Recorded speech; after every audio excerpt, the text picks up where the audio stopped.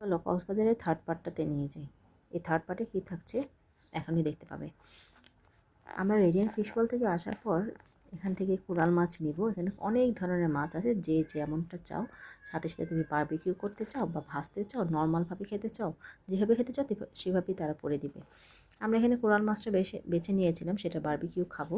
খুবই ইচ্ছে, খুবই পছন্দের একটি মাছ। কি সুন্দর করে যারা বারবিকিউগুলো করে, খুবই ভালো, টেস্টটাও বেশ ভালো আসে। যাই হোক, এখানে অনেক জ্যাম ছিল, প্রচণ্ড মানুষের ভিড়, সবাই ওয়েট করছে, মানে কারটা আগে নেবে, কাকে আগে দিবে, এরকম করে। এই দেখো আমাদের কোরাল মাছটা অনেক অপেক্ষার পর আমাদেরকে দিয়ে গিয়েছে, খুব ভালো হয়েছে।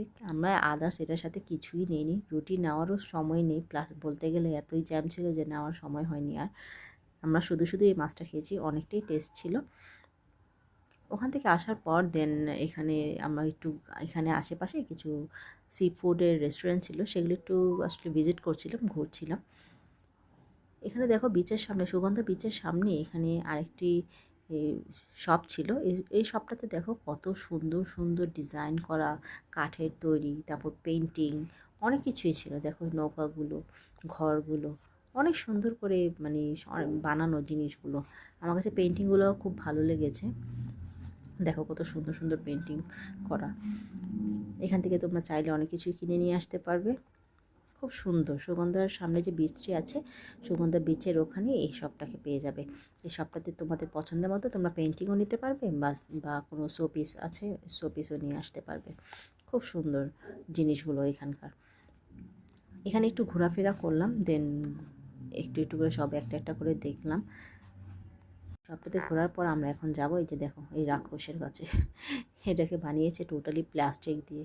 আমরা এখানে সেখানে ময়লা আবর্জনা ফেলে রাখি না, প্লাস্টিক ফেলে রাখি না, সেগুলো সব একসাথে করে কক্সবাজারে এখানে তোমাদের এই স্পটটাতে ওরা একটা দানব বানিয়েছে, প্লাস্টিক দানব, যেটা বারবার বলে যাচ্ছে মুখ দিয়ে যে আমি তোমাদেরকে সমগ্র পুরো জাতিটাকে গ্রাস করে ফেলবো, এই টাইপের কথা বলে যাচ্ছে। আসলেই তো তাই। আমরা যে পরিমাণ প্লাস্টিক জিনিস বলো বা ময়লা আবর্জনা বলো এখানে সেখানে ফেলে রাখি, একসময় না একসময় তো এটা আমাদের ক্ষতি এখনও করছে অবশ্য বর্তমানে, সেটা হয়তো বা আরও ভয়ঙ্কর রূপও হতে পারে। আমি ছবিতে দেখেছিলাম, বাট বাস্তবে দেখেও বেশ ভালো লেগেছে। তারপর আর কি, তারপর রাতের বিচ দেখবে আমার বড় ছেলে, ওর দেখার খুব ইচ্ছে। অনেক বছর আগে আমরা যখন আসছিলাম তখন কিন্তু এই রাত্রেবেলা বিচ এমন ছিল না, এত জমজমাট ছিল না, তখন খুব নিরিবিলি ছিল। আমাদের তখন আসলে ভয় লাগতো প্রচণ্ড। এখন এতই মানুষ ভরা থাকে রাত্রেবেলা। যাই হোক, এখনও ছোটোটা আসতে চাচ্ছিল না, সে কান্নাকাটি করছে প্রচণ্ড, যাবে না। বিচটা দেখা হয়ে যাওয়ার